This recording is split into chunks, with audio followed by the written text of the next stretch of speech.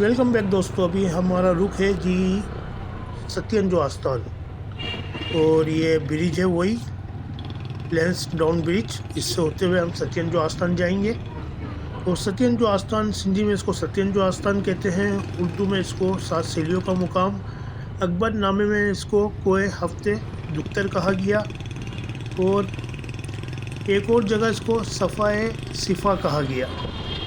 और कई कहानियाँ, कई रिवायतें इसके बारे में हैं। क्या सच है क्या झूठ है अल्लाह बेहतर जानता है, लेकिन बहुत चीज़ें मिलती हैं इसके बारे में। जैसे कि इसका नाम है सत्यन जो आस्थान। तो सती हिंदुओं की एक रस्म है जिसमें ख़वातीन अपने शोहर से वफादारी निभाते हुए उनकी मौत पे ज़िंदा अपने आप को पेश कर दिया करती थी जलने के लिए।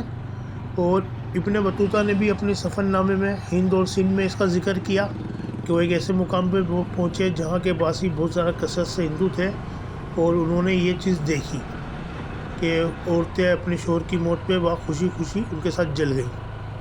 और कुछ रिवायतें भी हैं कि कुछ नेक बीबियाँ थीं, वो यहाँ आ गई, उन्होंने वहाँ अपना हक़ माफ़ करवाया, उन्होंने यहाँ टाइम गुजारा। और इसके अलावा बहुत सारी बातें हैं। और एक जगह ज़िक्र मिलता है कि अकबर के जो 11वें गवर्नर थे सिंध के, अबू अल कासिम नमकीन साहब, उन्होंने इस जगह को पसंद किया।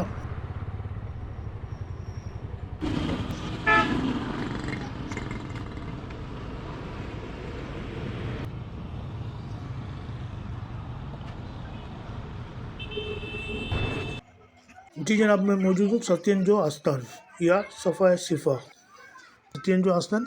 तो उन्होंने इस जगह को पसंद किया और उनको ये जगह बहुत अच्छी लगी, तो उन्होंने इस चट्टान को सफाई करवाई और इस पे 4 कम ऊंचाई के मीनार तामीर करवाए। और ये जगह बहुत अच्छी सी दरिया सिंध के किनारे पे थी, और ये सीढ़ियाँ चढ़ के हम ऊपर जाते हैं। और इसमें जो काशाकारी हुई हुई है उसको आप देखें, वो मुगलिया दौर की तर्ज उसमें नज़र आती है। ये एक चट्टान है, इसके ऊपर इन्होंने ये जगह पसंद कर ली थी, उनको इतनी पसंद आई कि उन्होंने कि अपनी कब्र के लिए भी जगह यही पसंद करी। काशाकारी देखिए जी, वही मुगलिया दौर की काशाकारी है। जीने चढ़ के ऊपर आते हैं, फिर और ऊपर जाते हैं तो फिर कब्रें आ जाती हैं। और ये देखें जी कब्रें, इस पर भी डिज़ाइनिंग देखें, इसकी भी बहुत ज़बरदस्त नक्श निगार बनाए हुए हैं इस पर। और फ़ारसी में इस पर अशार भी लिखे हुए हैं, कलमा भी लिखा हुआ है। तो सत्यन जो आस्थान एक हिंदू लफ्ज़ है, और यहाँ जो कब्रें मिलती हैं वो ऐसा लगता है कि ये एक छोटा सा, बल्कि छोटा सा कब्रस्तान ही है। और नज़ारा बहुत ज़बरदस्त होता है यहाँ से दरिया सिंध का और लेंस डाउन ब्रिज का।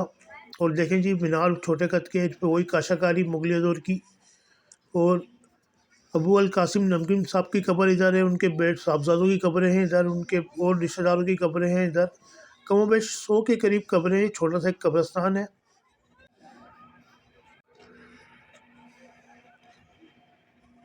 और ये जैसे कि नज़र आ रहा है दरिया सिंध, माशाल्लाह, अल्लाह सिंधु दरिया को आबाद रखे, सदा बहता रही है।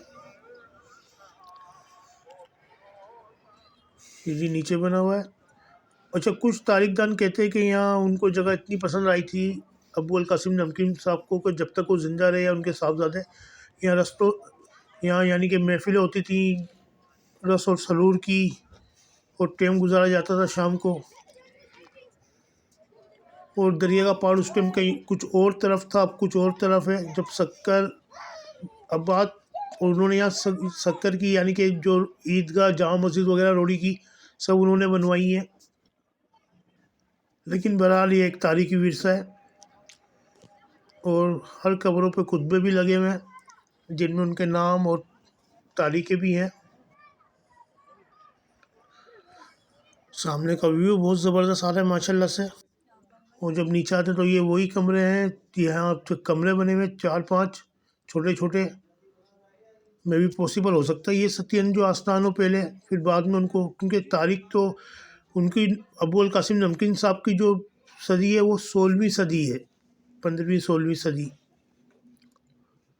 हो सकता है उससे पहले की हो। सिंध की तहज़ीब तो बहुत पुरानी है, और सिंध की तारीख भरी पड़ी है। और फिर जब नीचे की तरफ आते हैं तो ये नेवी वालों का ऑफिस है, एक रेस्क्यू सेंटर। और आगे दरिया का पार्ट। और यहाँ से देखें जी लेंस डाउन ब्रिज का नज़ारा देखें माशाल्लाह, दोनों ब्रिज नज़र आ रहे हैं, रेलगाड़ी वाला भी और ट्रैफिक वाला भी। ये कश्तियाँ खड़ी हुई हैं जो साधु बेला लेके जाती हैं। और ये ऊंचाई देखें आप चट्टान की, और ये दरिया सीन माशाल्लाह।